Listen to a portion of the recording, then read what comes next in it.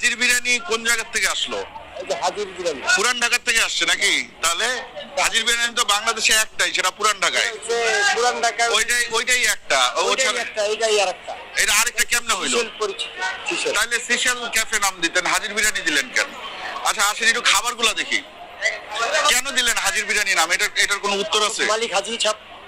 হ্যাঁ, হাজির বিরিয়ানি। এটা কি সবচেয়ে সহজ উত্তর? হ্যাঁ হ্যাঁ, না, এই উত্তরটা হইলো না। আপনি আরেকটা দোকানের নাম নিয়ে আপনি দিলেন। আপনার দোকানের নাম আমি দেই না তো। আমার দোকানের নাম দিবেন কেন? আপনি হাজির বিরিয়ানির নাম দিচ্ছেন। হাজি কি? আপনি তো মানুষকে আপনি ধোকায় ফেলাচ্ছেন। কে বলছে আমি দিলাম? আমি বলতেছি আপনি ধোকায় ফেলাচ্ছেন। আমার দেশের মানুষ একটা হাজির বিরিয়ানি চেনে, হ্যাঁ, যে একটাই হাজির বিরিয়ানি। হাজি বিরিয়ানি। ওইটা হাজি বিরিয়ানি। তে এত ফাঁকফোক করে রাখতেছেন কেন? আপনার দরকার কি হাজির বিরিয়ানির নাম দেয়া?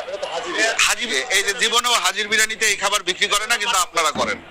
আবার আপনি ওই যে উনি বললো হাজির বিরিয়ানি, কিন্তু আপনার গায়ে লেখা হাজি বিরিয়ানি, দেখছেন? এই জিনিসটা মানুষে, আপনি বলেন ভাই, মানুষের একটা ধোকাবাজির মাধ্যমে রাখা না। হ্যাঁ, মনে করেন আমি ওর নাম দিলাম সালমান খান, ঠিক আছে, ওর নাম দিলাম সালমান খান। এরপরে আমি বাণিজ্য মেলায়, শুনেন, বাণিজ্য মেলায় আমি প্রচার করলাম। ভাই আমার কথা শুনেন, আমি যদি বাণিজ্য মেলায় প্রচার করি যে সালমান খান আসতেছে, তাহলে কয় হাজার মানুষ আসবে, কয় লক্ষ মানুষ আসবে? আর তারপরে যদি আমি এইটার আইনা বলি যে এটা সালমান খান, তাহলে মানুষ মানবে?